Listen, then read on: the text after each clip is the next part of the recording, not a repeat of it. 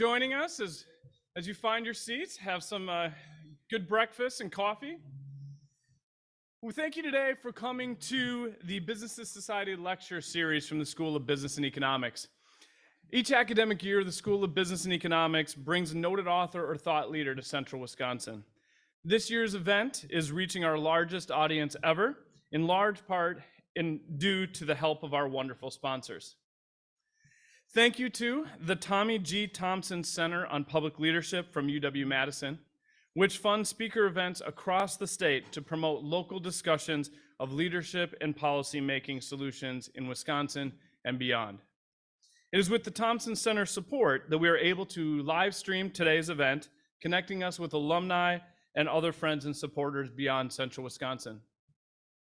We are honored to have today's event included in the prestigious Thompson Center Speaker Series. We are also very grateful to our local partners, the Portage County Business Council and Create Portage County. Thank you for working with us today to make today's event a success. Now, while you're actually here, let me introduce our speaker, Liz Nilsen.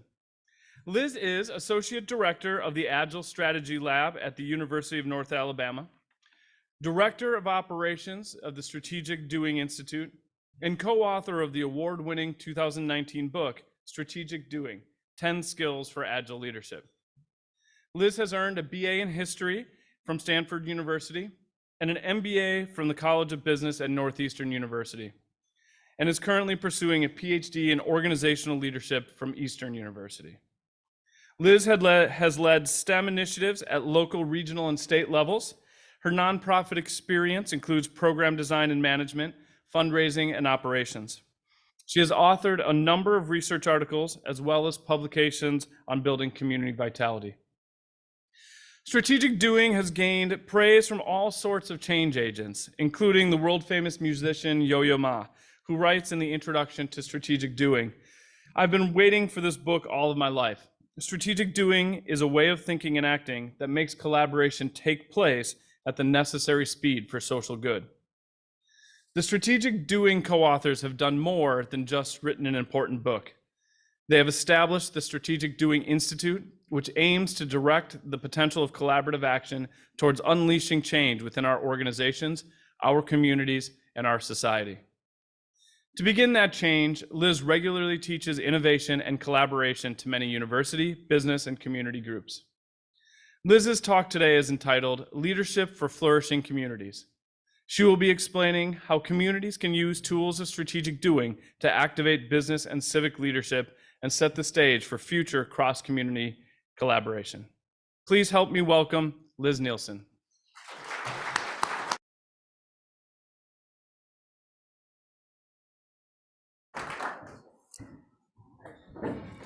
Okay, first things first, let's see if the sound's working. Can you hear me? Okay, great. Ooh. It's definitely working. Okay, good morning. I'm so glad to be here. Thank you so much for having me, and thank you to the sponsors in the room and not in the room for making this possible. I'm really appreciative. So I want to talk this morning about leadership for flourishing communities. So I'm going to tell you a little bit about some of the work we do, some of the ideas behind it, and then I'm going to tell you about a couple of communities we've worked with and how they have used these tools. And we'll have time at the end for questions. That's kind of where we're going. I hope that's why you're here. And let's get moving. So I'm going to start by talking about an idea, and I'm kind of a wanderer here. I'm going to start by talking about an idea that we use with almost every group, and that's the idea of the S-curve as a way of explaining all kinds of things. If you are a life sciences person, this reminds you of the way organisms grow. And we are all organisms in the world, in the room, so we can start there, right? We all start kind of here, right? We are not adding a whole lot of value except to our parents, maybe when we sort of enter the world. But quickly, we're sort of on a growth curve, adding more value to society and the people around us. Some of us in the room are more here. Some of us are further up. All of us hope we're not here yet, right? But that's kind of the way life goes, right? The S-curves explain many things. They also explain the way technology works. If you think about technology adoption, the students in the room don't know what a fax machine is, but the rest of us do. Fax machines started only doctors only doctors and maybe insurance companies, lawyers, that kind of thing had fax machines. Pretty soon everybody had a fax machine, and then the internet came, right? Nobody in the room probably, maybe a few of us have fax machines, but not really. So S-curves explain many things. They also explain local economies. And that's where a lot of our work that comes from. So I want to explain what that means. So this S-curve actually has to do with higher education in the United States. So the first university, I think this is William and Mary, 1636. And so you can think about sort of that curve. 1945 is when soldiers came back from World War II and the GI Bill happened. And that kind of launched a whole new world of higher education.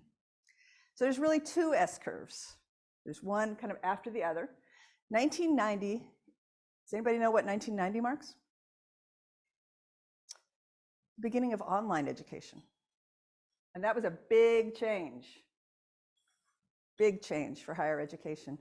Some schools did really well in that situation, other schools maybe not so much. And you can see that S-curve, I've got the end date there of 2019.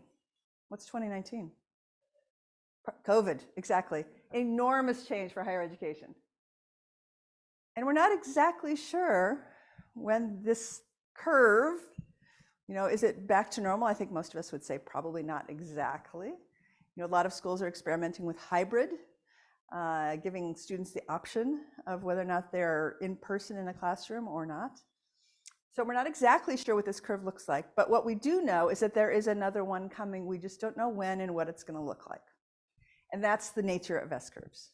There's always a new one coming. There's not much you can do to stop it.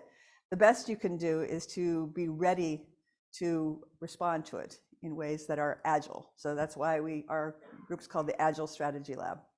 Usually agile is a word that is used with software design. That maybe is what you associate it with. But for us, it's about what does strategy look like if we're thinking in an agile way. So now I'm going to show a very complicated chart, but don't worry, I'm going to walk you through it. The colors don't really work here. That's okay. Okay. So about 15 years ago, maybe, I took a job in Southside, Virginia, which is if you've ever been to Charlottesville, Virginia, and you have driven south to North Carolina, what you get to right before you hit the border is Southside, Virginia. And Southside, Virginia has really had three S-curves. The first one is tobacco. So in 1793 was the first tobacco inspection station established in Danville, which is kind of the heart of Southside, Virginia. Pre-Civil War, there's actually a Danville system of selling tobacco. So that's kind of the heyday.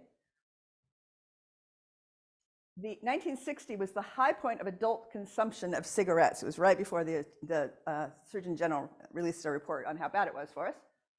And so you can see that's kind of the high point here, and then starts to go down. That's that gray curve. 1998 was the tobacco settlement. While that was sort of at the curve and starting to go down, the blue S-curve was sort of the next economic wave in Southside, Virginia. The Riverside Cotton Mills, so Danville is on the Dan River. Riverside Cotton Mills was founded in 1882. That became Dan River, which if you've ever bought a bed in a bag, anybody bought a bed in a bag? So that was a trademark of Dan River Mills. They invented the bed in the bag. So in 1955, Dan River was listed on the stock exchange. 2000, overseas competition. So the first thing they did was they started to send production overseas. But by 2006, Dan River closed. But there's always another one coming. And in this case, it's high value agriculture because they still have all these tobacco farmers and lots of agricultural land. So in 2000, Virginia Tech, which is a couple hours away actually from this area, agreed to establish a research lab in high value agriculture. That's when I entered the picture because I was the director of outreach to the local community. Because if you're going to have a high value economy, you also, because in this case, high value includes things like drones, sensors, all that kind of thing. You have to have a workforce that's going to support that kind of new economic activity. So my job there was to think about what kind of workforce does a community need that has always depended on, I can get a job at the mills even if I just have a high school education. I can still buy a house, I can send my kids to college if I want to. And all of a sudden, Dan River's gone, this new kind of economic activity is happening. So Virginia Tech agreed to establish a workshop, research lab. And in 2018, Danville hosted the first International Industrial Hemp Summit. So, because one of the crops they're looking seriously at is hemp and all the industrial uses for that. There's some other things going on there now, besides high-value agriculture, so you could probably layer a few S-curves on there. But that's kind of the way local communities and local economies work. As you think about this region, in your head, you're probably thinking, okay, what was our S-curve when this first started? So probably I'm hearing lumber as people sort of tell me about the local area. What is it now? What was in between? What's coming? And that's a good place to start in terms of flourishing communities, just think about what S-curve are we on? What S-curve have we been on? And what's the next one coming and how do we get ready for it? That's one idea. Second idea I want to talk about is the idea of what kinds of issues do communities face? And one way of thinking about that is to think about simple problems, complicated problems, and complex issues. So simple is baking a cake. Any bakers in the room? I personally am a fan of the Great British Baking Show. My younger son and I binge on it when he comes for a visit. If you have a recipe book and your oven is calibrated and you follow the instructions, you can be reasonably sure you're going to get something that's at least edible, if not really good, right? So millions of people obviously have been baking for thousands of years. And so that's a fairly predictable kind of thing. It's simple. Complicated is this, a rocket. So a rocket ship takes, unless you're talking about a little tiny model, takes lots of people with lots of different kinds of skills, right? But at this point, we have launched enough rockets that the odds of getting it up safely, successfully, are pretty good if you have the right experts working on it. Not 100%, not foolproof, but pretty good. That's complicated. Complex is something different. Complex. It doesn't matter if you have 6 children. Number 7 is a whole new ballgame, right? So my oldest child is Campbell. There is no, like every expecting mom, I bought all the books, including what to expect when you're expecting. But there was no book, What to Expect When You're Expecting Campbell. That book did not exist. I had to learn my way through being his parent. There were certain things I could learn about, and there were certain things other people could teach me, but in the end, I had to learn. I had to learn my way through that. That's complex. And when we're talking about communities and helping communities flourish, that is complex. In general, anytime when you're thinking about attitudes or values, and those needing to change in some way to help a community or help a company or an organization or a person, you're talking about something that's complex. And most of what we've learned about how to manage is not designed for the complex. It's designed for the complicated often. The simple doesn't usually need someone who calls themselves a manager sometimes. The complicated does, but most of what we learned about managing comes from complicated, not complex. So when we're faced with something like flourishing community, that's not all in one organization.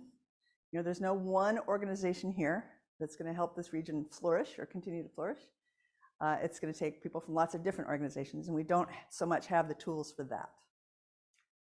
That's idea 2. Idea 3 is it's ecosystems. That has to do with this idea of it's not just one organization.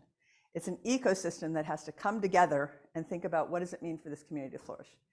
And in our work, we talk about ecosystems having 4 quadrants that you have to pay attention to. The first is talent, so education. And that can be everything from preschool all the way through postgraduate education.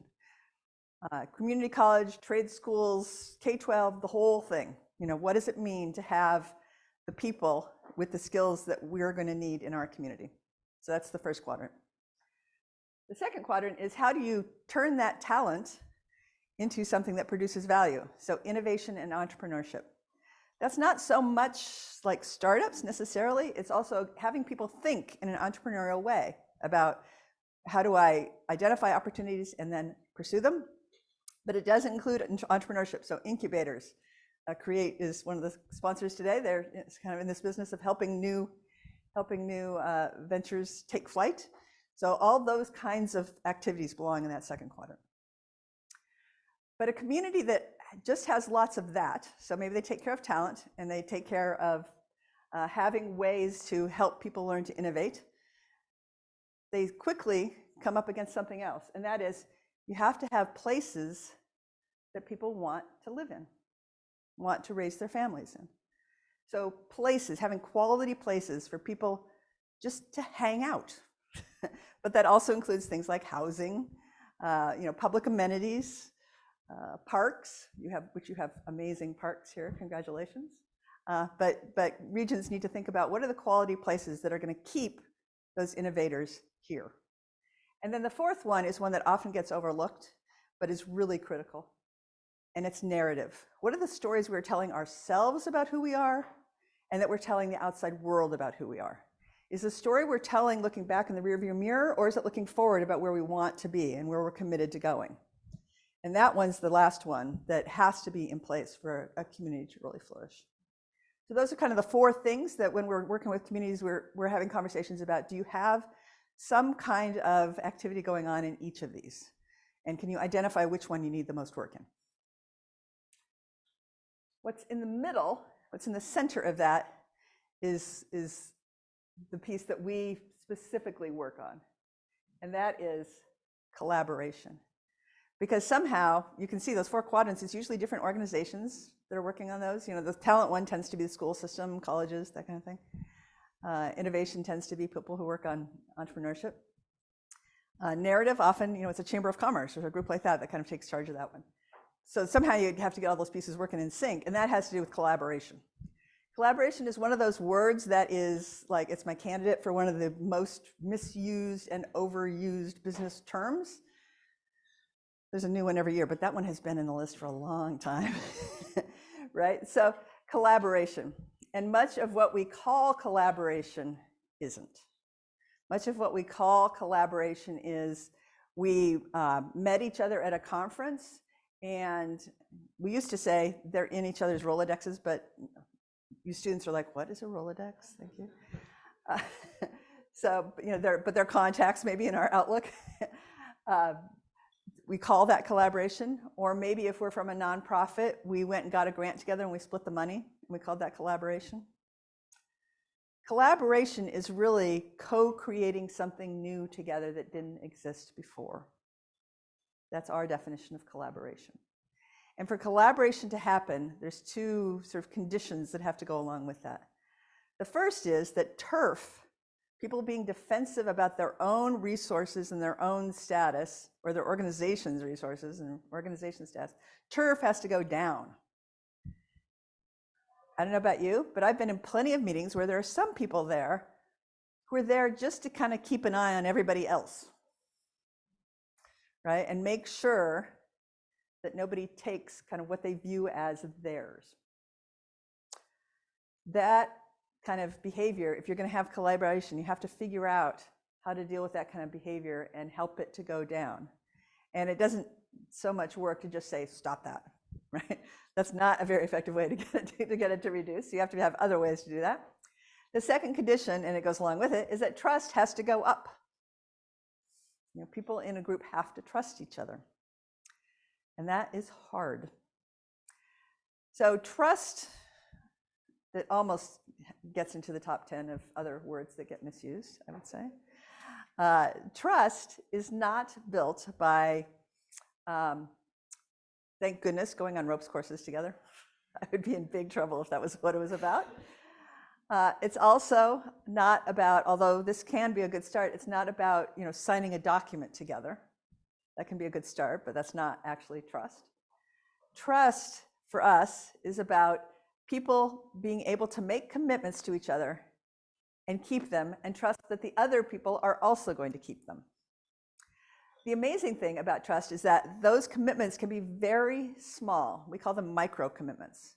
People making micro commitments to each other can build trust at scale very quickly. Micro, and I mean like, I will do something that's going to take me 15 minutes in the next 30 days. But if you have a group of people who everyone commits to doing that, and then everyone sees exactly who did that, that builds trust quickly. It starts at 15 minutes, but then it can expand. And other people who have been on the sidelines watching can see that there's something good happening and can come in. Because usually the group of people who want to transform their community or help their community flourish, usually the initial group is pretty small. It can be as small as 4 or 5 people. But there's all kinds of other people on the outside that are watching those 5 and saying to themselves, so there have been lots of efforts in this community, lots of committees, lots of strategic plans, lots of whatever, and most of them haven't gone anywhere. And so I'm not going to get involved until I know that this one's worth my time. And what they're really looking for is, are people going to commit to something and then do it? And because every community has this, I'm not making a comment on your community, every community has this. Every community have people that we sometimes call the sore heads. The sore heads are the people who say, no, that's not going to work. We tried that before. No, let me tell you why that isn't really a reasonable solution. Every community has those, right? And what we're used to as communities is accommodating those people and saying, okay, you can still be part of this. But what all those outsiders are looking at in part is they're looking for people who are going to make sure they don't have to deal with that kind of thing. And so the leaders of an effort have to be committed to taking care of, not the sore heads, taking care of all those people that they want to come in. That's hard work. That's hard work. I would suggest that one way to start that is to change language. One of the pieces of vocabulary that we often use in this kind of work is stakeholders. We have to get all the stakeholders to the table. How many people have said that or heard that said? Yes, okay. We have to get all the stakeholders to the table. We would suggest that you change that word.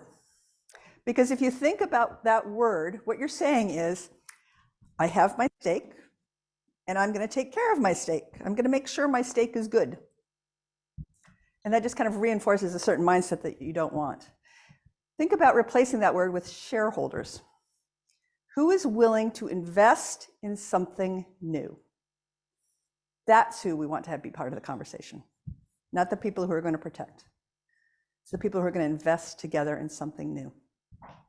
So just changing the language and having that language be public for the people out here, who we often call pragmatists. So the pragmatists can hear it and say, oh, there is something new happening here. And I can be safe in this conversation. They're not going to let negative people take it over. And we're going to do so, everyone's going to commit to doing something and live up to those commitments. That I want to invest in. So that's the third idea. So strategic doing is the name for the work we do with communities. That's kind of the word we've given to collaboration. And you have a couple things on your table to help you with that. One is the book, obviously. The second is we've got, they look like those things in hotels that you hang on your door, okay? And that it's kind of a summary of what we call the 10 rules of strategic doing on the back. So that's the Spark Notes version. Strategic doing, the word is intentionally chosen. I asked this yesterday at the women's conference, and I'll ask again here. How many people have been on a strategic planning committee? How many people loved that experience? There's always one. Okay, 2. Okay, congratulations. You are the rare people. Okay, for most of us, it is not a happy experience. Partly because it takes forever, often. You know, it's a 6-month commitment. Maybe it's a longer commitment. Often, you finish it up and you have a lovely book that sits on a shelf. If you were part of an organization that finished a strategic plan in December of 2019, that was a lot of hours wasted, right? To me, the biggest sort of tragedy of traditional strategic planning, there's some people in the room who are saying, but not my kind of strategic planning. My kind of strategic planning is effective. And that's true. There are ways to do strategic planning that work. But for many of us, the real tragedy for me of traditional strategic planning is that when you invite people into that process, you're asking them because they have passion and they care. And when you produce something that sits on a shelf, you squandered that resource. You squandered that asset that you really need. So there has to be a better way to do it, particularly in collaborative work where it's not just a single organization. So strategic doing, the word is intentionally chosen to say it is not planning. It's not that we don't plan, but the focus is not on planning. The focus is on doing. So it's a strategy discipline. You could also say it's a process, or you can use lots of nouns. Pick your noun. I don't care. Our director who developed it uses the word discipline. It's designed for open, loosely connected networks. And what I mean by that is they are in some sense voluntary. People come into this network because they want to. And people tend to come in and out as their interests or their sort of availability changes. So it's designed for that kind of work as opposed to sort of a hierarchical corporate kind of structure. So it's designed to help groups come together quickly, focus on outcomes that are measurable. So if you're a numbers person, you're in a good place here. Help them start doing immediately, understanding that because they're working on something complex that you have to learn your way through, understanding that we're going to have to make adjustments. We're going to learn things that we didn't know at the beginning, and our strategy will change accordingly. So that's what strategic doing is designed for. So let me tell you a little bit about kind of where it started. So this is the auspicious headquarters of where strategic doing was born. The Santa Fe Plaza parking garage in Oklahoma City, which was also at the time, there was an office in the first floor. What a horrible place for an office. Not for the parking garage, for the Chamber of Commerce. The Chamber of Commerce was located in a dark parking garage. So this was in the early 90s. The oil market had tanked and the savings and loan crisis had just happened. So Oklahoma City was in a bad way. And the Chamber of Commerce went looking for a consultant to help. And they brought in Ed Morrison, who's our director, who's one of the authors of the book. And Ed was in the business at that point of helping communities with strategic plans and that kind of thing. And they said, can you help us? And Ed thought about what he had already experienced about Oklahoma City. First of all, he was in the basement of a parking garage. He had stayed in, there was only one hotel open downtown at that point. And he was pretty sure that he had been the only occupant of that hotel, or at least the only occupant who wasn't working in illegal hourly business. Let's put it that way. So he thought to himself, the traditional strategic planning work I do with other communities, that is not going to work here. This place needs something else. And so he said to them, without really thinking about what he was saying, is what he would say now. He said, we're not going to do a traditional strategic plan. We're going to start doing something right now. If you hire me, we're going to start doing something right now. And he thought that he would never hear from them again, and they hired him. And he pretty much moved into Oklahoma City for the next couple of years. But he developed this way of working together where they would get together every 30 days. They would pick something to work on. Everyone would commit to doing something to work on. And they would then, 30 days later, get back together and say, okay, how did that go? And figure out what to do next. So that was the start of strategic doing. Anybody been to Oklahoma City lately? It is an amazing place these days. So that work has, they are right now into their, let's see, I have to do the math, sixth five-year sort of tax incentive to help develop the region. All of those have passed with pretty astounding public votes of support. There is a whitewater rafting facility that goes through downtown in an old river. There's a minor league ballpark. There's some amazing things in downtown Oklahoma City. It is not the place that it was. They did have to take a break. This is the agile part. They had to take a break in the middle because the bombing happened in 1995. So they kind of put it aside for a little bit, had more important things to do. But then when they were able, they picked it back up and kept working. So when we talk about strategy, this is what we mean. Strategy answers two questions: where are we going, and how are we going to get there? If you can answer those two questions, you have a strategy. And if you can't answer those two questions, you don't have a strategy. We divide those into 4 questions. So this is kind of what's evolved after the work in Oklahoma City, as I started to think about what it was that he was doing and why it had worked. The first question is, we're going to start with the blue. The first question is, what could we do? What could we do with the resources we have at our disposal now? Second question is, what should we do? There's lots of things we could do. What should we do? Where's the strategic place to start? Those 2 questions, what could we do and what should we do, those are the where are we going half of things. The third question is, what will we do? We decide what we should do. Now, the work gets tough because we're saying, what commitments are we going to make to one another to move on that should? And that's where that trust piece has to kick in, right? What will we do? Are we committed to doing this? And then the last question is, what's our 30-30? Which is our shorthand for when are we going to get back together? Usually every 30 days, but it doesn't have to be. When are we going to get back together, talk about what happened when we did those shoulds, those wills, when we did those commitments? What happened? What did we learn? And then decide what we're going to do for the next 30 days. So it kind of closes the loop. Sometimes when we get back together, we learn we're right on the right path. Let's just keep going. Sometimes we learn that idea we had about should, that idea really, that is not the right idea. You know, we went out and kind of tested that, and everybody's like, "What, you're going to do what? Why? No." Or somebody else is already doing it. So sometimes you have to come back and sort of start that loop over of like, oh, well, okay, that's not the right path, right? What could we do instead? So the red, that's the how are we going to get there piece. So those 4 questions asked over and over and over again are at the heart of strategic doing and the heart of collaboration.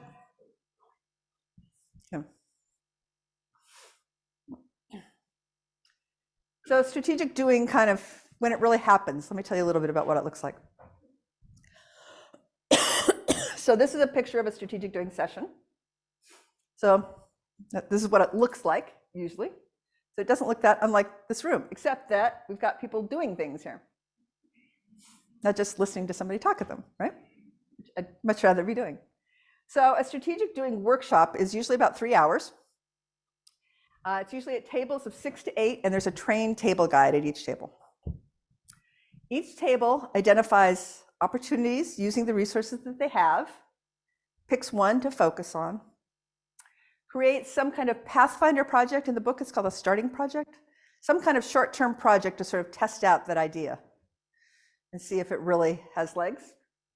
They build an action plan for the next 30 days where everybody agrees to do something, and they make a plan to meet again.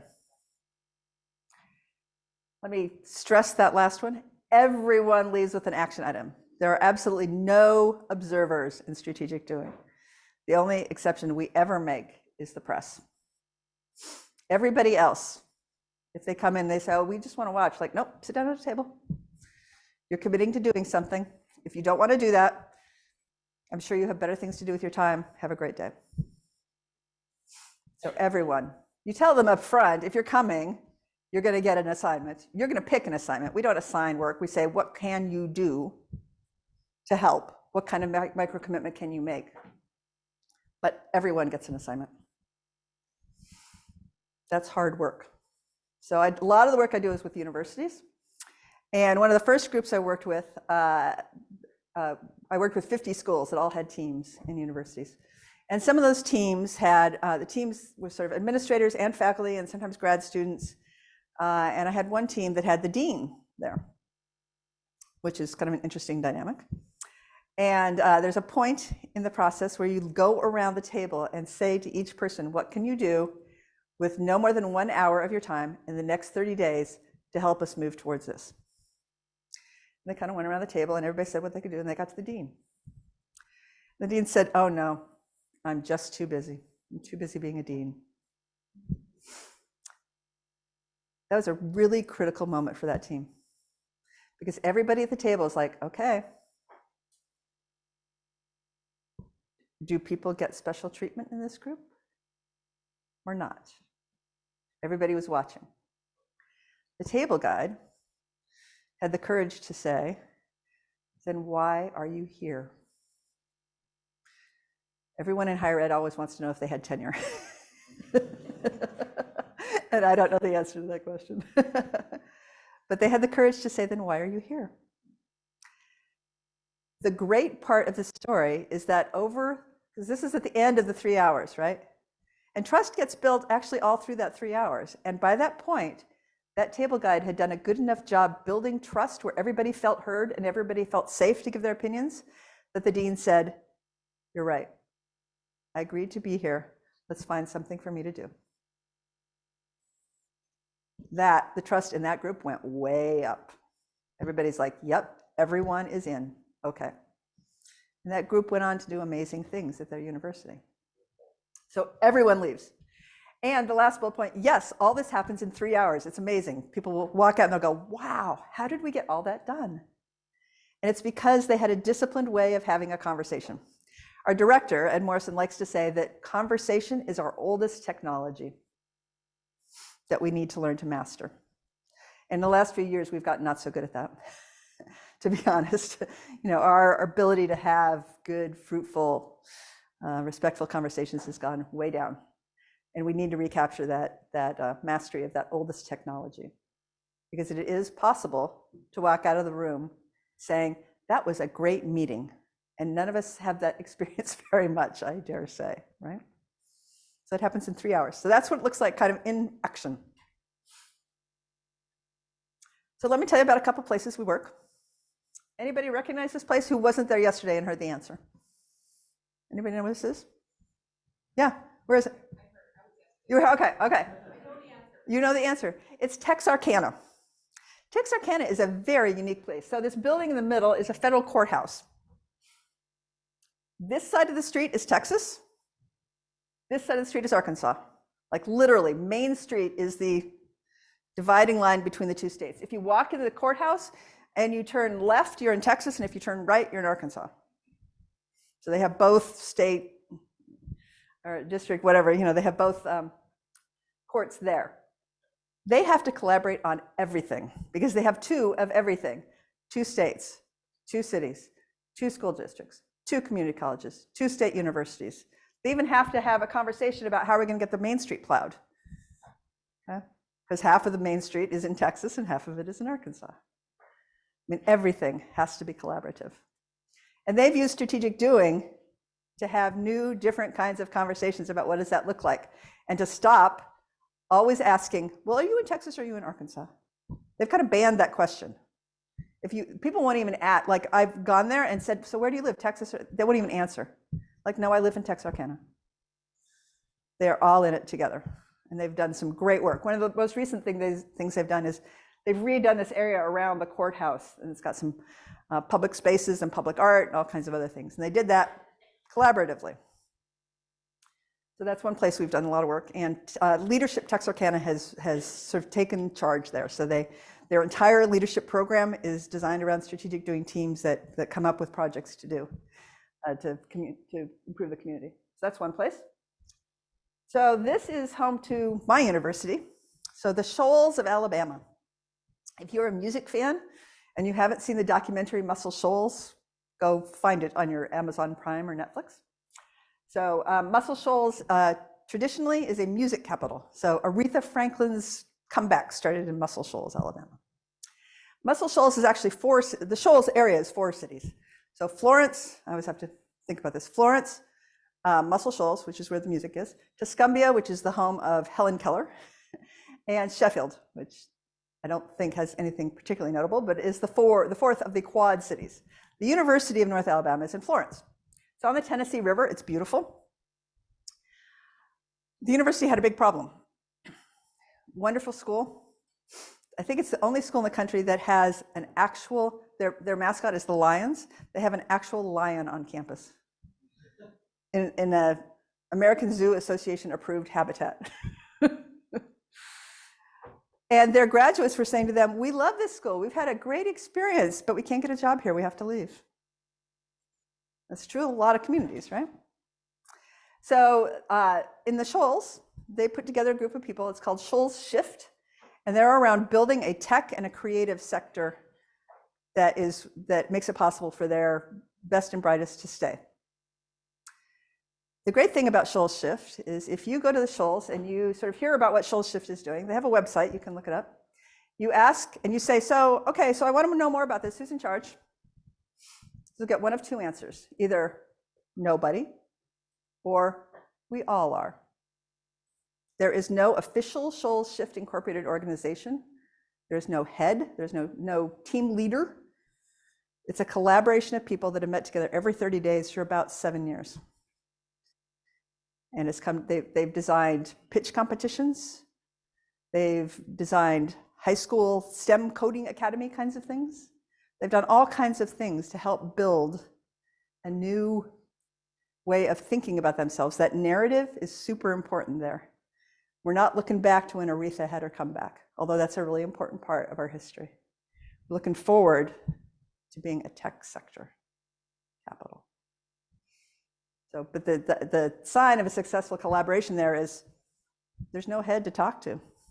If you ask somebody to have coffee to tell them about it, they'll invite 2 or other 3 people to come along because they're not the leader. That's the Shoals. So this is another place we were invited into a couple of years ago. This is Fremont, Nebraska. Fremont, is there a Costco somewhere within driving distance here?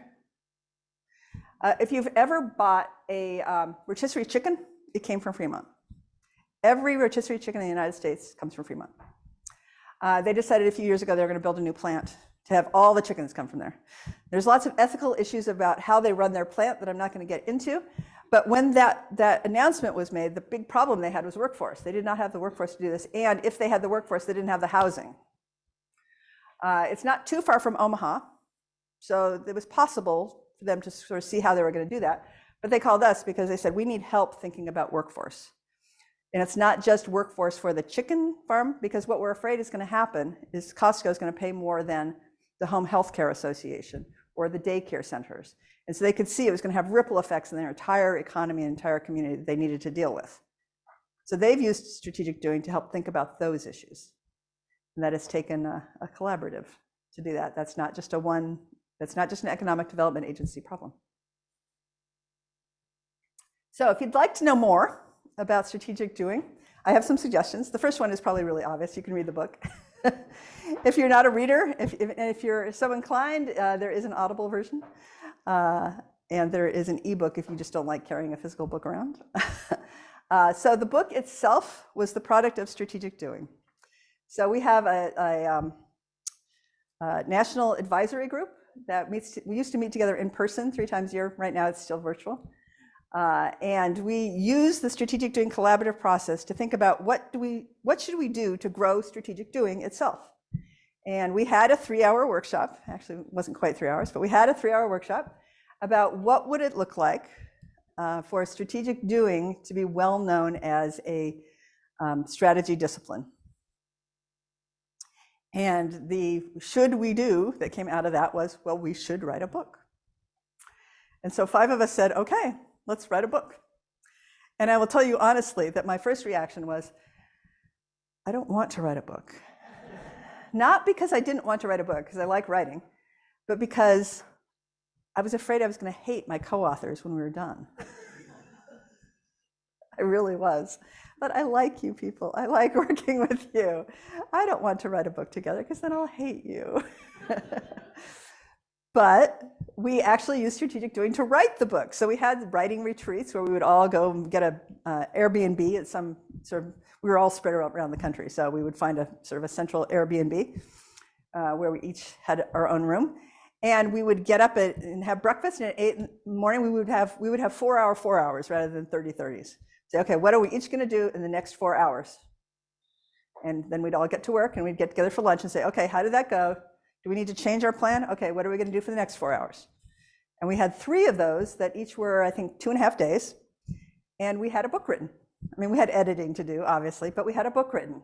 So we used strategic doing to write the book. So it was actually an amazing experience.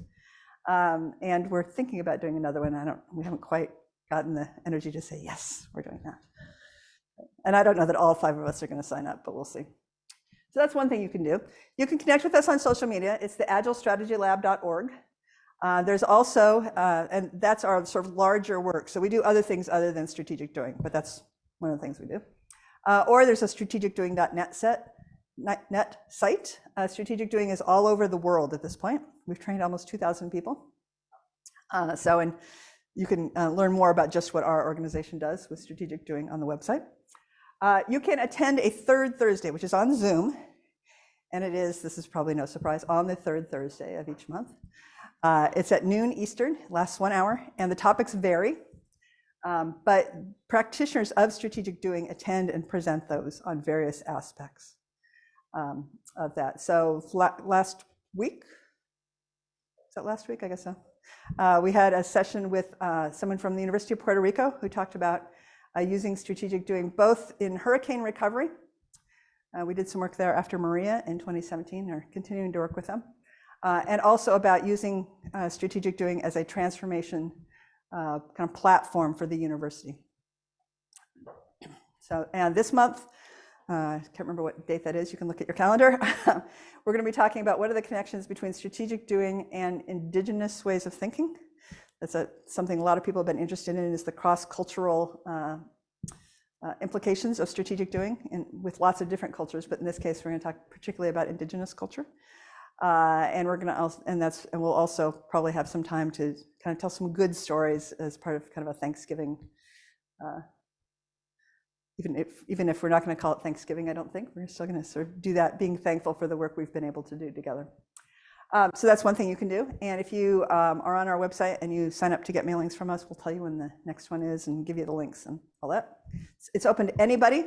So anybody here, anybody in the world, invite anyone you would like. And then the last thing is you can sign up for a practitioner training. So we do trainings both online and in person. Online is 2 different varieties of online. One is 8 weeks, so kind of small time commitments per week. The other one is, and it's part of it is asynchronous. You do it whenever you want. So if you want to do it at 3 a.m., you can. The other one is 4 4-hour live sessions on Zoom. So those are the online options. In person, it's a 2.5 day, and we do those all over the place. We were in St. Louis last summer. We do them in Alabama, obviously, but we do them other places as well. And it's a fun time. I'm so glad we are back to being able to do it in person.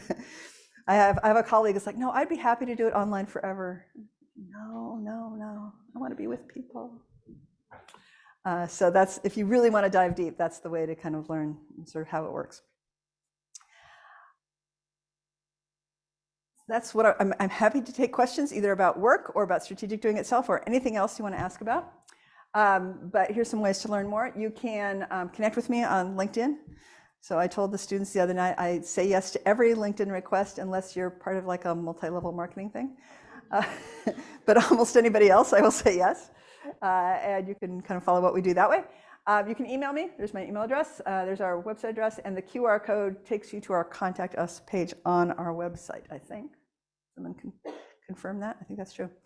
Thanks for your attention. I am excited to hear all the people that I've met in the last day and a half talking about the potential that they see in this region and the kind of work they would like to do together. And I hope this kind of helps you think about what could our next S-curve look like and how can we get there. So thanks for being here this morning. It's an early morning. I'm really grateful for your attention and grateful again for bringing me here to share a little bit with you. Thanks.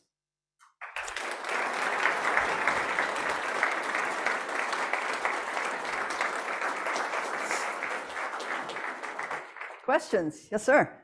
You see this transition from everybody worked in the office, 2019, and now we're coming out of COVID, and everyone is saying, "Gee, I really like that experience at home." And what do you see as the future? It is a real challenge. It is a real challenge. It's a challenge on lots of different levels, right? I mean, it's a challenge for individual companies to figure out who should get to stay at home. But the bigger question is what does it mean for us to have kind of a culture if half our people are at home? That plays itself out larger in communities, obviously. What does it mean for us to be one community if some of us see ourselves in person and others are just, online? On the other hand, it has opened up enormous opportunities. So Florence has a remote worker program that has brought people in from other parts of the country who want to live in a place like Florence with a great quality of life. And so that's added to the community. So it's opened up opportunities, but it also creates challenges, I would say. And I think we are still learning even in our online trainings, we're still learning what does good conversation look like on Zoom. Do we require people to have their cameras on during our trainings? During all of our trainings? During part of the session? I don't know. We're still figuring it out. What builds trust? Is it possible? And I think the answer to this is yes, we have learned. If you had asked me in February of 2020, so we'd like to do a strategic doing workshop. Can we do it on Zoom? I would have said, no, you have to have everybody at tables in a room, and I'm happy to be there. But we had to figure out how to do it because the alternative was just shutting down our center for 2 years, right? And we have figured out some ways to do it online and help people build trust, even though they're on Zoom. We have figured out some ways to do it. I'm still not convinced that it is as good as being in person, but we're still learning. We're still learning all the time about how do you deal with the person that says something mean and then just clicks out of the Zoom call. What do you do about that? So we're still learning what that looks like. So I would say the jury's out. We're getting better at it, I think, ourselves, and I think communities are getting better at it. What's that going to look like long term? I don't know. Yeah. We have a guest on Zoom that would ask if you would please repeat or rephrase the question just after it's asked so they can hear the questions. And then I also have another question on Zoom that states, strategic doing appears ideal for dealing with complex problems in dysfunctional communities like low trust, turf war, hierarchical. Do you have any further data or characterization of such groups? Okay, that's a big question. We have, I will be honest about this, right? Part of the reason I'm in a PhD program is that we have research underlying, like if you look at the back of your cards, you can see the 10 rules of strategic doing, and all those, there's a very strong research base for each of those 10 rules. It's in the book, but it's in the back so that you don't have to deal with footnotes and whatnot, whatever, it's at the back. But what we don't have so much is good, strong research on using strategic doing as a whole. The best we have is actually the project I worked on when I first came into strategic doing. I worked with 50 teams from 50 different universities. And that project was specific to helping undergraduate engineering students have innovation and entrepreneurship experiences. They all learned strategic doing. They all use strategic doing as a way of organizing their work together. And then after I was working for an organization that had that grant. And then when that project ended, I went to work for Purdue, which is where the center was at that point. And one of the first things we did was to go back and talk to those universities about their use of strategic doing. And what was very clear, and I would make the argument that universities are kind of like small dysfunctional communities, right? In a lot of ways, and what was very clear is that the teams that got the most done, we actually measured, how many projects did you start and how many did you finish? And then we asked them about the 10 rules or the 10 skills, and we asked them, how many of these did you use consistently? We asked each one. And the top quadrant of schools, in terms of how many projects they'd gotten done, reported consistently, not perfectly, but consistently using 8 out of 10. And the bottom quadrant reported using 2 out of the 10. So right now, that's the best we have in terms of sort of academically recognized research on how strategic doing is how well it works. But part of the reason I'm in a PhD program is because we need to do a better job of that. So stay tuned, I guess. Other questions? Yeah. Is there a balance point between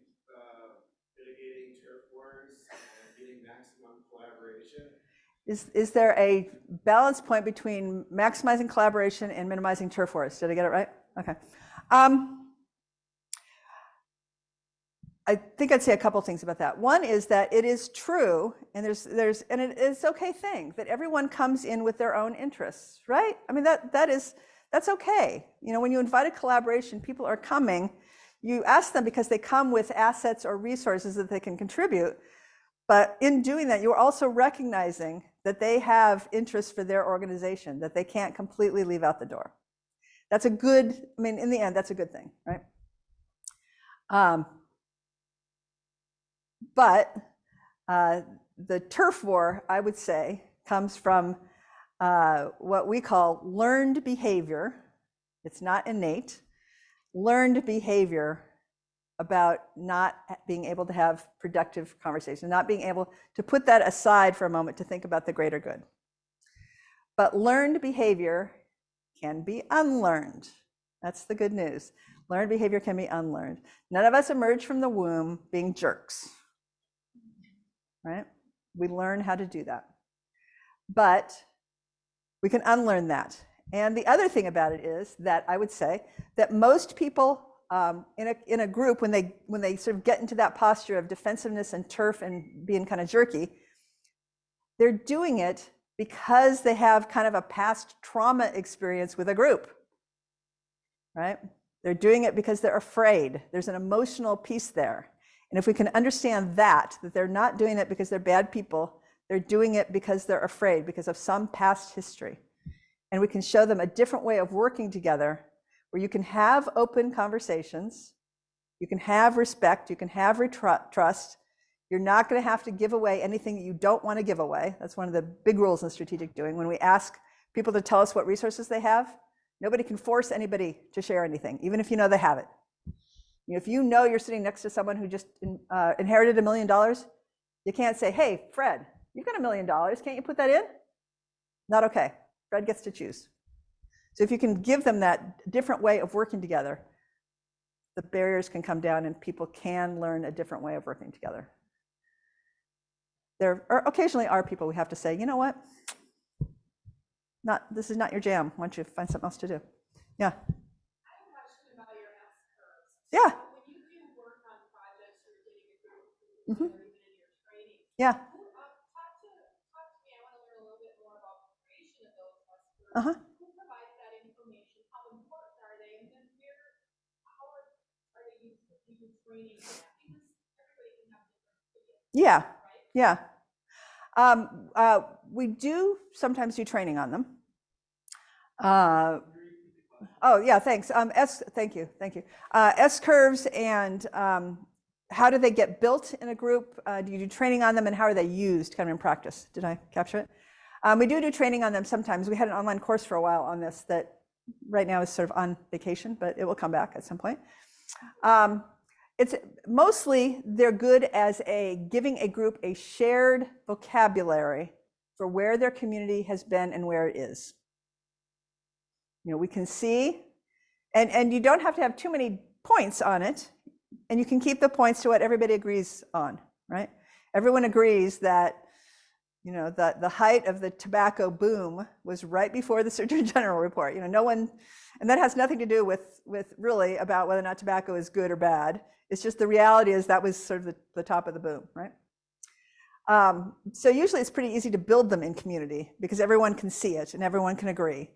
The hard part maybe is getting people, because there are sometimes regions and companies who think that they're at the top of the curve, and other people can see that, well, maybe you're at the top, but that means that the down slope is about to hit, you know, and sometimes we are in denial about that fact. And, you know, we would like to think we can stay at the top of the curve, and that is not true. You know, history shows us that whether we want to or not, you can't stay there forever. It's just a question of time. So but the main utility is that it gives people a shared vocabulary about where they are and where they've been. Yes? We have a participant on Zoom asking, are you aware of strategic play and Lego serious play as an interesting approach to incorporate in your sort of work? Okay, yeah, so you repeated it, so I don't have to, thank you. I know very little about it. Our director knows more about it because we have a practitioner in Italy who is involved with this strategic play and strategic Legos. So I'm not the right person, but whoever that is, email me. I will connect you with Ed, and he would be happy to talk with you about that. It's one of the things Ed is a person. So one of the interesting things about the S-curve is that people also fit on the S-curve. So if you think about, let me go back to that slide here.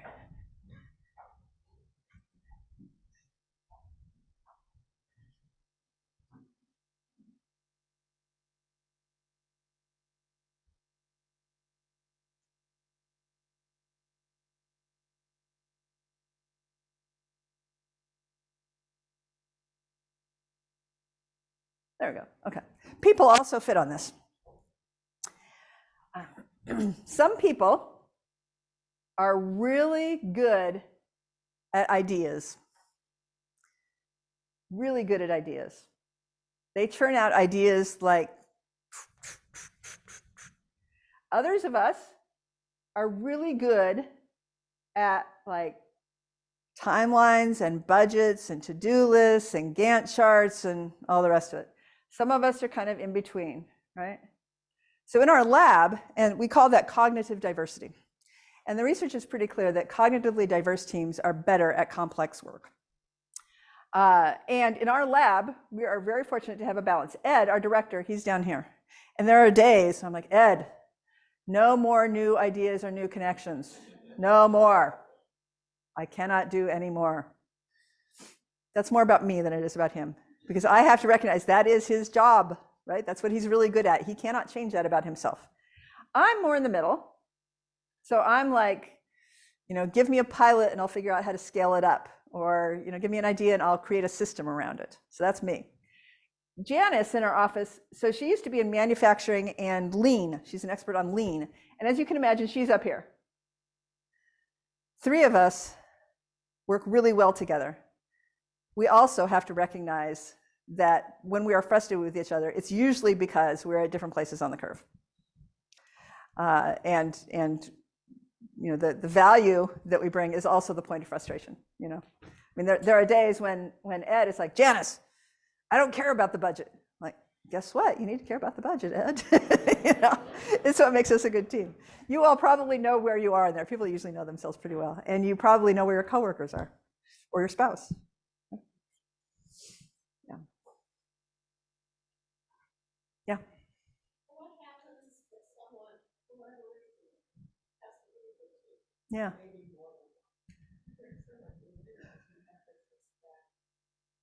Uh-huh. Right. So what happens if someone has to leave the table, and do you replace them? How does that go? So in a 3-hour workshop, it's very rare that somebody has to leave. When we ask people to come, we say, please plan to stay for the whole thing. And if you can't, there will be an opportunity to get involved later. It's okay. You can come 30 days later and hop right in, right? But we ask people to stay for the whole thing if they're going to come. And if we have to ask someone to leave because of behavior, that's a different conversation. We've only had to do it a few times. I've never had to do it. Ed has had to do it a few times. And at least one of the times, you sort of find a graceful way to take a break, and then you say, hey, can I talk to you out in the hall? And Ed said, it doesn't seem like you really want to have this kind of conversation in this way, and maybe you have better things to do with the rest of your day. And the person said, I'll be good. Can I come back? And they did. They just kind of needed to be called on it. So like I say, it's learned behavior. People can unlearn their behavior. Do you replace them? So usually not right in the 3 hours, because that does kind of mess with the conversation. But every 30 days, you have a chance to kind of reset. People could decide that their work priorities have changed. They could end up moving. Maybe new people move in. Or the group says, hey, that idea that we had of something we want to work on, what we could really use? We could really use somebody from the hospital. Does anybody know anybody from the hospital? Let's invite them. And then you do have to do a little bit of education. Like, we're doing this different way of working together. Here's what it is. So it's not a surprise. Does that answer your question? Okay. Yeah. Many of the 100 people in here will walk out here excited about this and will be saying, geez, I'm going to wait to be asked. I'd love to participate. Which organization typically takes the lead in doing the asking? Boy, there are lots of different answers to that question. So Texarkana, it's Leadership Texarkana. In a lot of communities, it's the chamber. A lot of communities, it's the university who sees themselves as kind of a neutral convener, particularly if the university has some kind of like, Office of Civic Engagement or, Vice President for Community Engagement or that kind of thing. Often it's a community or a college or a university. Occasionally it's the biggest employer in town because they see that, it's that place thing. They see that they may be the biggest employer, but they need their community. If they're going to continue to succeed, they need to have a place where their employees and their new employees are going to want to live. So it can be almost, occasionally it's even a single person. So we've done a bunch of work in Charleston, South Carolina, and there, so the man there, his name is Ernest Andrade, and he heard about Ed somehow, I don't know how, and said, hey, Ed, come to Charleston. And so they sat down at a table. Ernest at that point worked for the city. And he said, I have this dream. I have this dream that Charleston, which many of you have probably been to as a tourist, I have this dream that Charleston will be a digital hub. They had almost no tech activity at that point. And Ed said, that's a great idea. That's a great idea. What kind of resources do you have to work with? And Ernest sort of pulled out a piece of paper and goes, well, I have a logo. That's all they had to start with. Charleston is now in the top 10 for software design. So that conversation was about 20 years ago. So it can be one person. Yeah. Yeah.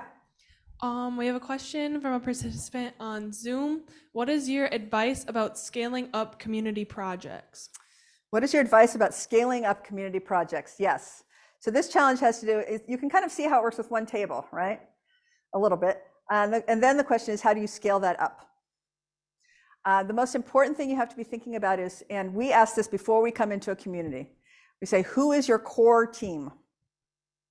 Who is your core team? And the core team is the group. It's not like the board. It's not the people who are going to call the shots.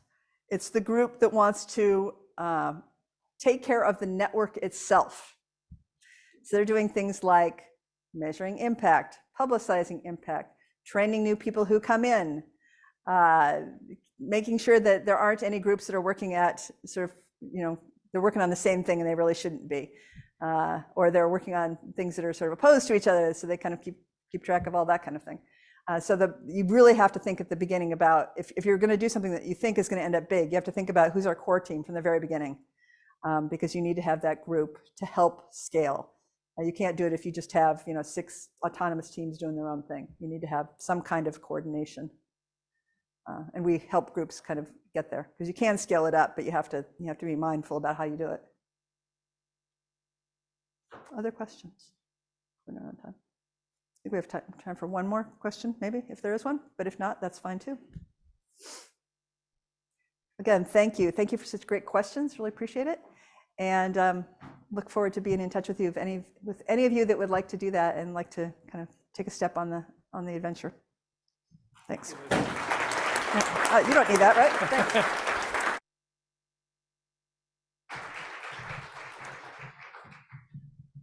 Well, thank you everyone for coming. I always realize that I actually forget to introduce myself because I know you have absolutely no interest in hearing from me, but you should probably know who I am. My name is Kevin Newman. I'm the head of the School of Business and Economics, and very excited in this Business and Society lecture series to bring speakers who are of public interest, but also have something that we can apply to grow the community. Last spring, we had John Liz talking about scaling up ideas, and Liz's work with strategic doing, I think, fits really well within that theme. So thank you again for coming, and we will see you next event.